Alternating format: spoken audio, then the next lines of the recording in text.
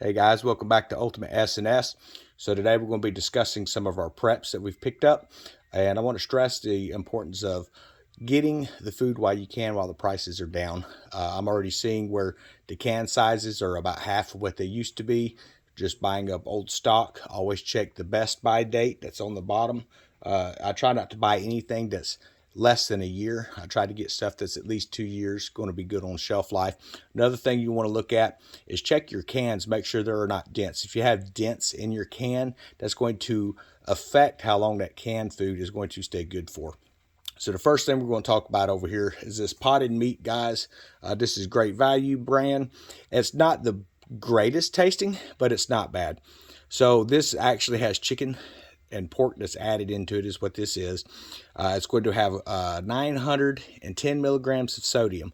So think about this. If you have to pick up your bug out bag and haul out, you don't want to be carrying a bunch of cans this size with you.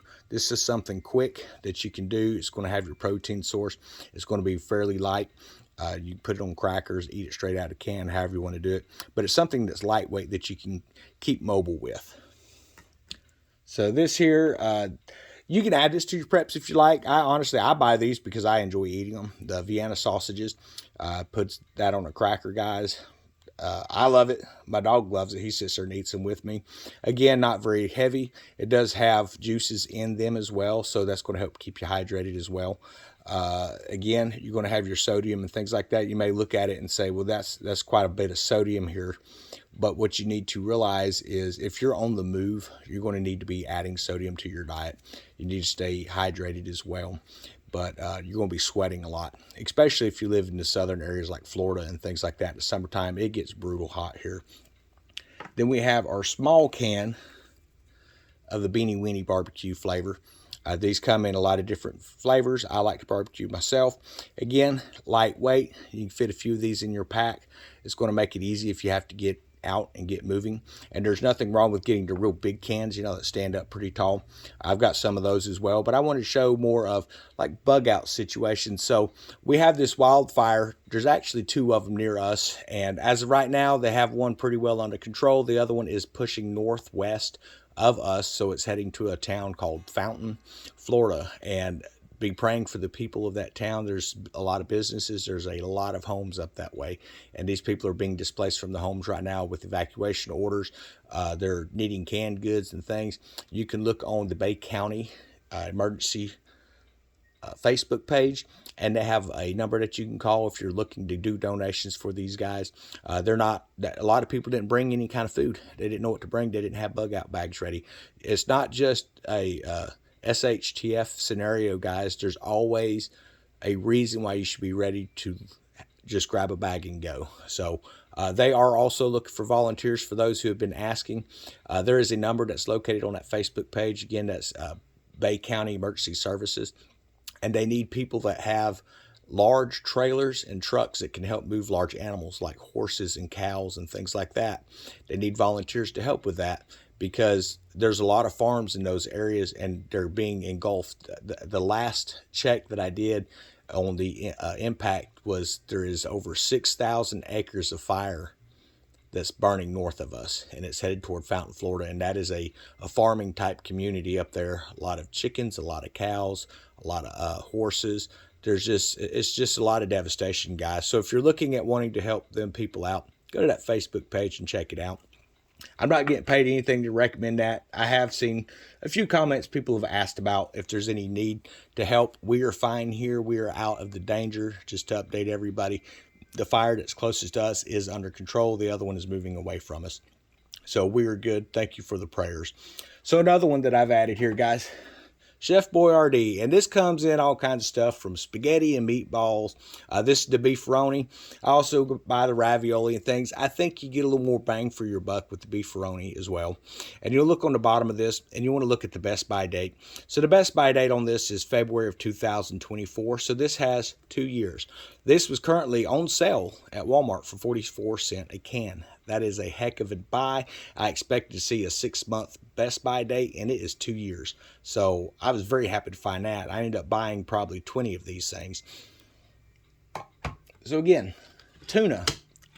I tried to pick this up You can look on the bottom here, and it's going to give you a best buy date on here. This is good till 2025, so we're good to go for a few years with this.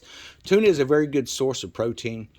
I know that if you eat a lot of tuna, the concerns about mercury and things like that, understand these are survival foods. You can use them daily if you want to as well. You would have to eat a lot of this chunk like tuna in order to have to worry about mercury poisoning. I mean, you really would. There's a lot of statistics that are out there, people that, I don't really know what they eat, honestly. I see comments about that's not very healthy, but I wonder, how many times a week are these people that are commenting that going to McDonald's where they're not even really serving true meat, I don't believe. So then this next one here, tomatoes, okra, and corn. It also has triple succotash. I love this stuff. I'm growing a lot of tomatoes, okra, and corn out there. I've got a lot of plants going. Probably do a update on that probably around Thursday or Friday of next week on the garden. I don't want it to all be small growth. I want to see dramatic changes when I post these videos for y'all. But we are doing good on the garden. Went out and did some weeding today.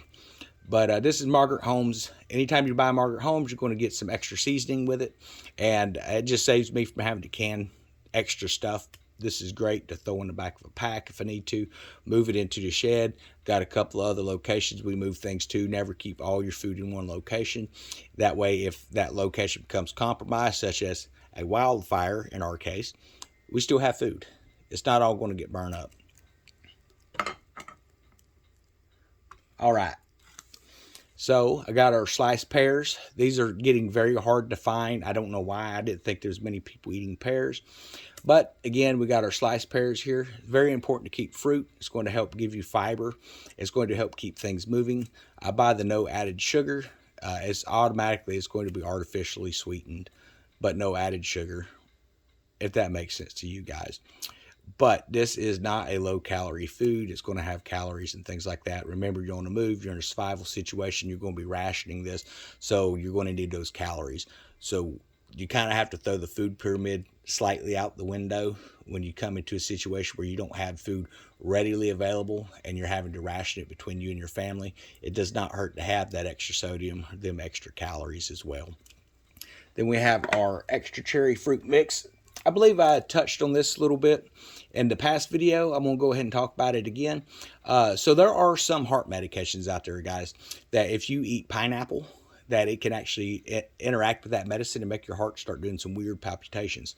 So I wanted a good fruit mix that was going to be something that, I would enjoy, but also my dad would be able to eat because he can't have pineapple. So this here, the extra cherry fruit mix, does not have pineapple, does not have pineapple juice. If you are on some sort of a medication that reacts bad with pineapple and you're looking for an alternative to the fruit mix or fruit cocktail as it's called, again, it's great value. So a little bit different name, same type of stuff. This would be it. Get the extra cherry. It will not have the pineapples or pineapple juice in it.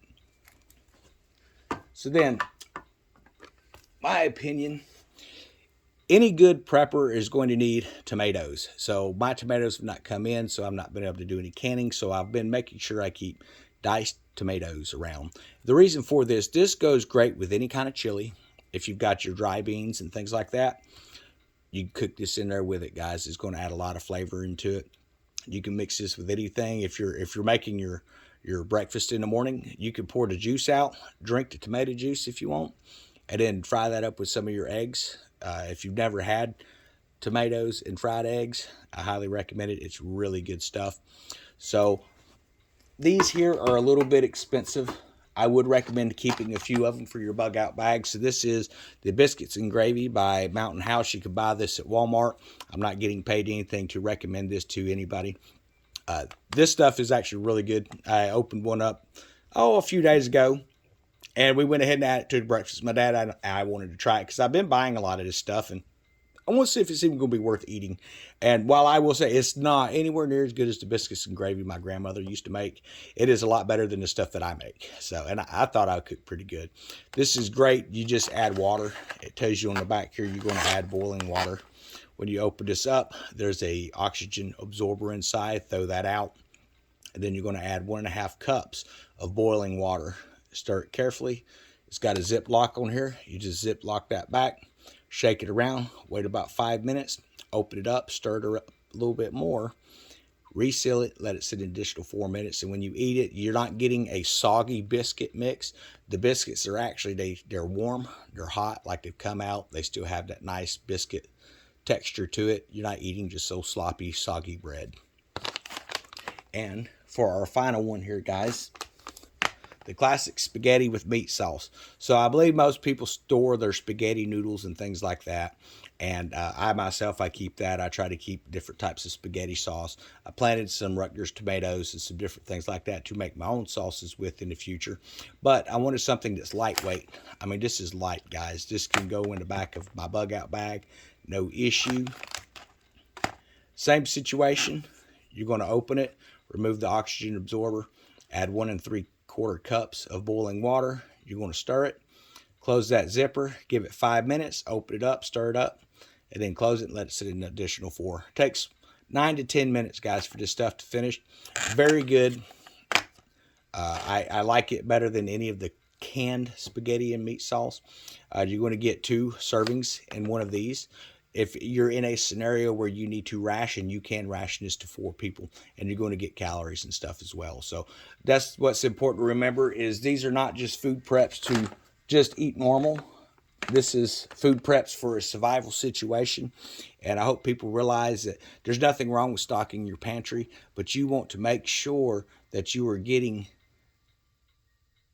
in case there's a scenario where things have gone bad, you can't find food, you need to figure out a rationing plan now. Because if we were to hear that we can't go to the stores, or that there's, no food available, or whatever the scenario may be, guys, you're not just going to continue to eat the way you normally do. You're going to start looking at cans, you're going to start looking at your dry goods, and you're going to start breaking that down into rations. At least I hope that you would. Otherwise, what's going to happen, you're going to eat your preps up. And another thing on this channel, guys, we're called Ultimate S&S. That is short for sustainability and survival. So on this channel, I'm trying to teach an easy way to reach a sustainable lifestyle. Well, that lifestyle of sustainability will have to be increased for depending on how many people's in your family. For the size family with me and my dad and my brother and his wife are helping, we're going to be expanding some of these projects that we have. We're going to have fresh source of eggs every day. We're going to have fresh meat source with our quail. We're going to have fresh eggs with our chickens as well. We're going to be able to process chickens, and it's going to add to our preps as well. So it's a level of sustainability, and you can take your survival and add into that. If sustainability fails, you are prepped for survival. And I hope that people understand it is a twofold situation. You don't want to just rely on just some canned goods. You want to rely on a situation where you have some things at home that's continually adding into your preps, whether it's a garden or some chickens or some quail. There's a lot of great options out there, guys. But I hope everyone is having a wonderful day. Thank you again for all the new subs, and thank everybody for the prayers that have been coming out for our family. I truly believe in prayer. I know that God's hand has been on this situation, and those fires are moving away from us, and there are people that are in the path of that fire now that need those same prayers. So let's remember each of those families in our prayers, guys. Have a wonderful day.